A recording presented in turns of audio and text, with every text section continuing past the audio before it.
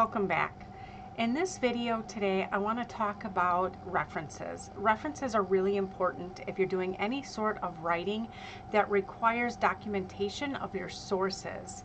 And we'll talk a lot about references and bibliographies as part of our analyzing of a research article for academic purposes.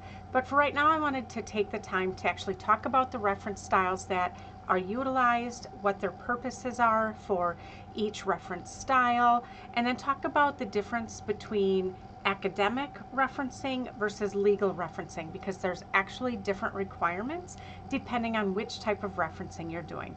So with that, we're actually going to go to my desktop, not to see what I'm doing in Obsidian or any other software program, but because I put together a few slides to try to help explain the different types of references and the differences between them. Okay, so the type of references that I use within my Zettel custom system is the APA reference. This actually refers to the publication manual of the American Psychological Association. It's, when it comes to references, they're often referred to by either short names or acronyms. And in this case, we call it the APA. The APA has been the required reference for me to use as part of my undergraduate, graduate, and PhD programs within Liberty University School of Business. And so as I talk about how I research and how I document my research, that's the reference that I use. With that being said, I don't want you to get pigeonholed with only one type of reference. So a lot of research can involve things like legal court cases, which rely on what's called the Bluebook. And then there's other references that need to be formatted for certain publications, including the Chicago style, which is often used for magazines or publications of that site. And you're probably familiar with this, most likely from your high school days when you learned how to do footnotes. The styling of those footnotes usually followed the Chicago style.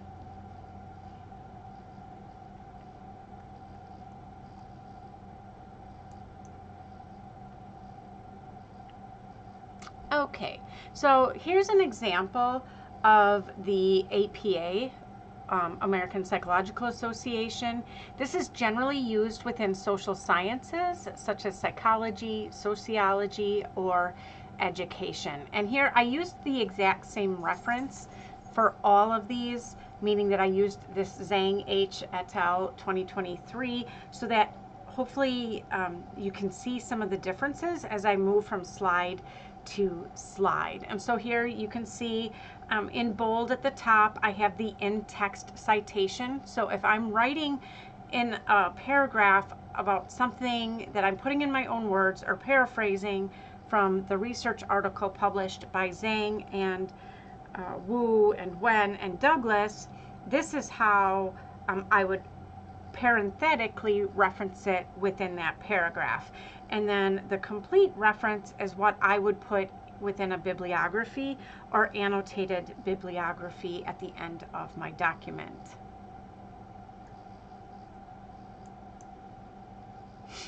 The second one here is the Chicago Manual of Style. You usually just referred to it as the Chicago style. This is used predominantly for history, literature, and liberal arts for academic writing and publication. While the APA is consistent in its formatting, the Chicago actually has different guidelines depending on whether you're using an author date citation style or a notes bibliography citation style. So the example that I have here actually uses the author date citation because that was the closest to the APA.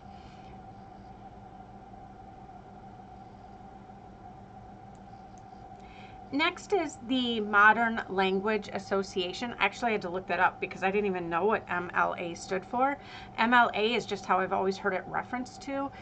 The MLA is primarily used within humanities, specifically literature, languages, cultural studies. And as you can see, it's very similar to the Chicago Manual of Style with just a few minor changes.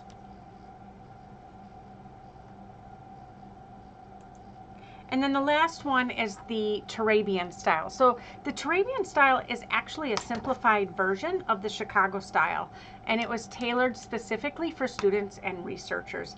Like the Chicago style, it also offers two versions, the author date and the notes bibliography. The Turabian is for academic writing, usually at the undergraduate and graduate levels. So, are you curious about the differences between these four types of cards? If so, here's an exercise to do just for fun. I want you to look at each of the four example cards carefully and try to find the differences in the complete references.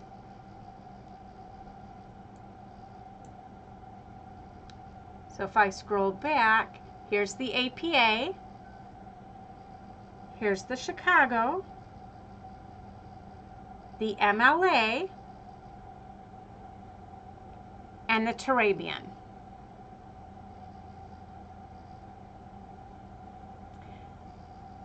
And here are the different sections of the reference that vary depending on what you use. So the APA will only use the first initial of the author, while the Chicago, the MLA, and the Turabian will use the complete first name.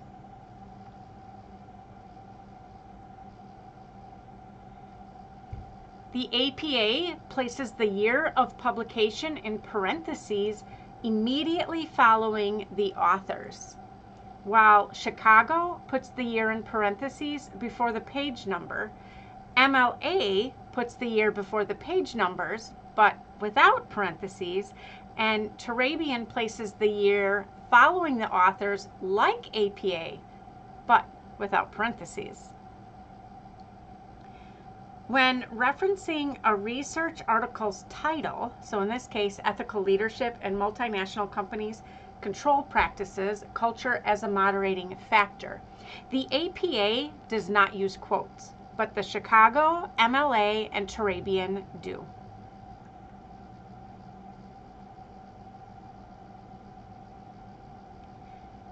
Okay, now let's take a look at the International Journal of Organizational Analysis. This is the publication that the article was published in.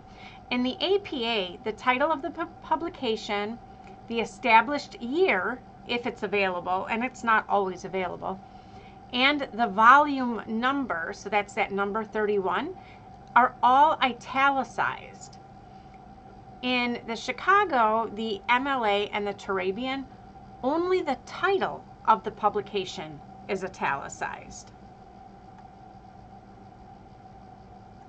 So let's take a moment and talk about the number 31 that's in this example. The number 31 actually represents the volume number of the publication. APA separates it from the title of the publication if there's no established year with a comma. Chicago and Turabian separate the volume number from the title with a space, meaning no comma, and the MLA separates it from the title with a comma like APA, but also prepends it with the abbreviation for volume, or VOL period. The number 6 in this example represents the volume issue number. So in APA, the issue number immediately follows the volume number, surrounded by parentheses and without a space between the two numbers. Chicago and MLA separate the volume number from the issue number with a comma and also prepends the abbreviation for number, so NO period. Turabian, like APA, has the same issue number, right, that number 6, immediately following the volume number, but they surround it by parentheses and put a space in between the two numbers. So APA is no space, while Turabian is spaced. Now when it comes to the page numbers, all four reference types actually use the page number range. So in this case, meaning 2183 to 2208. The actual difference is what happens before the page number range. So in APA, the page range is separated from the volume number with a comma. Chicago separates it from the year, which we've already talked about, using a colon.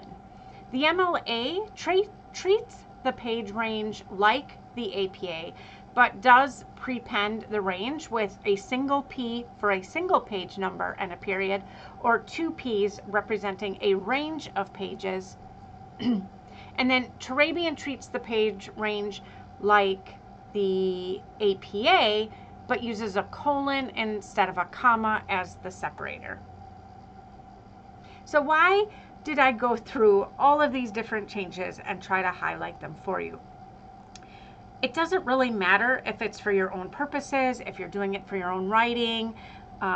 It's a little bit important to kind of understand what goes where if you are choosing to try to get published with an official publication.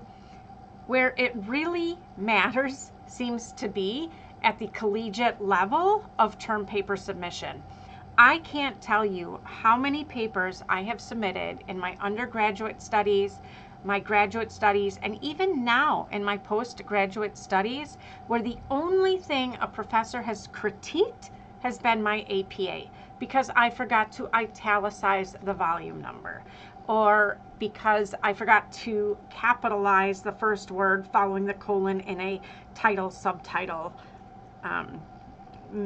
title part of the card, or I forgot to italicize the publication that it was in. Now, granted, I used research articles here because that's the bulk of what my research uses.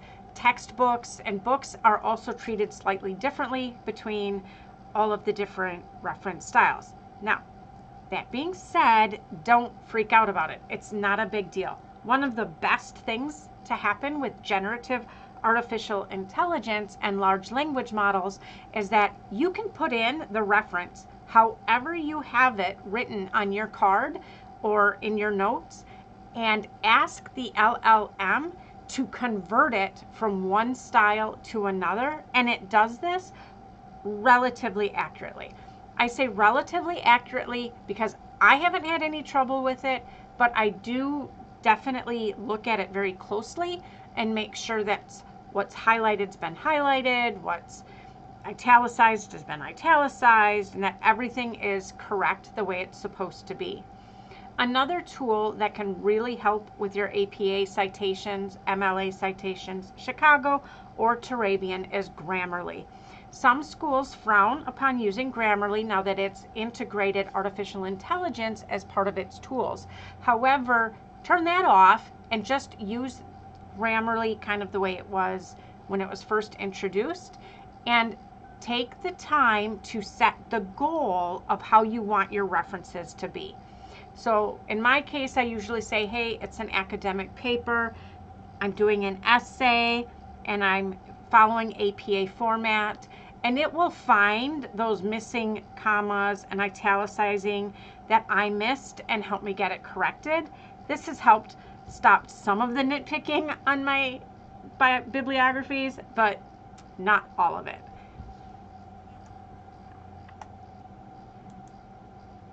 Okay, let's swing a little bit and let's start talking about legal citations.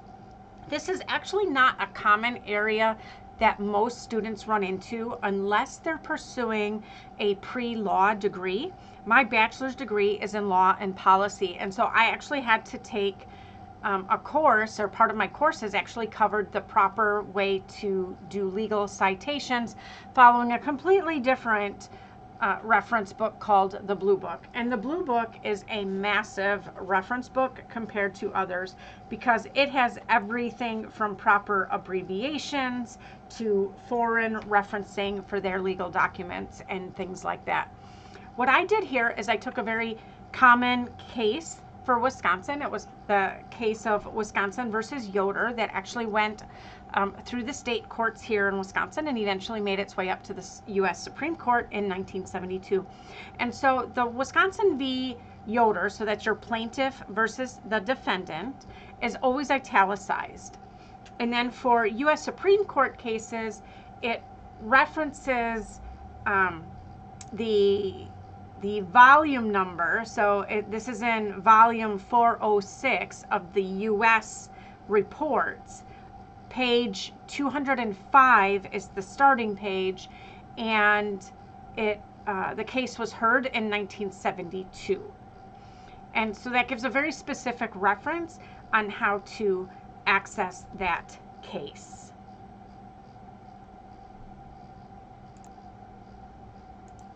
Okay, and then if we look at the second example, what I did is I went back and basically said, show me the case prior to it going to the U.S. Supreme Court.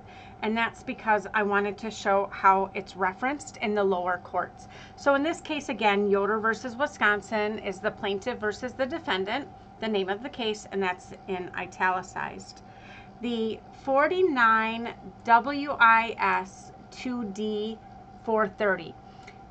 That's referring to the volume and page number in the Wisconsin reports, second series. So the Wisconsin courts have their reports, right, called the Wisconsin reports, and then there's different series. So in this case, it's the second series, 2D, and 430 is the page number. That's the first page that this case is in.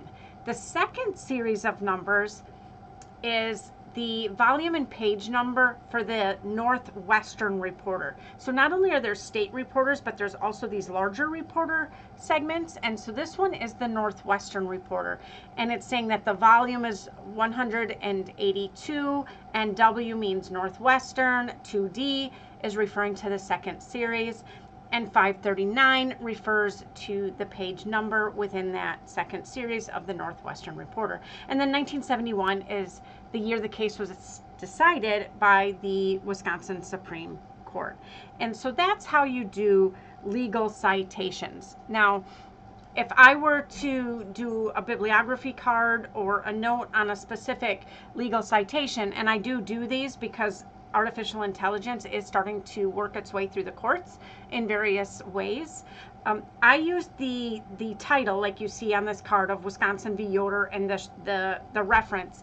And then instead of the overview or the key takeaways, I put in a paragraph that summarizes the court case itself, what it involved, and then I'll put in specific references to the reason I selected that case, usually because it pertains to either artificial intelligence, patent law, regulations, or fines, or things of that nature.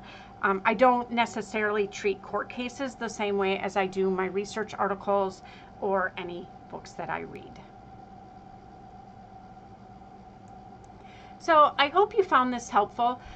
Research and references can get a little complicated, and they're really intimidating, I think, because there's so many different components you have to try to get into that reference in order for it to be proper within your bibliography or within the document itself. However, LLMs, or large language models like ChatGPT, Meta AI, Claude, Copilot, they're very good at helping you get something properly cited. So if you're not sure how to cite it, tell it the name of the article, give it the name of the authors, the year, the publication, all of the information that you have, and you can usually just copy and paste that, in all honesty, right off of the article itself, or find it within the copyright page of a book.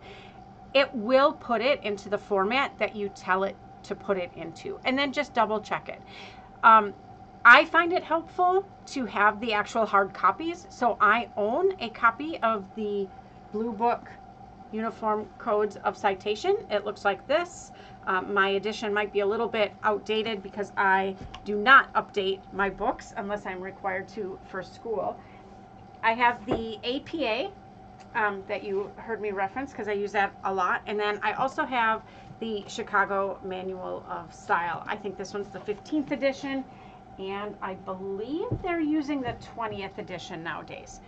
But I find it helpful when I'm cross-checking my references to make sure that they're correct, to actually have the book that I can sit down next to me and compare it, piece by piece, component by component, comma by comma, that type of a thing. So I hope you find this helpful.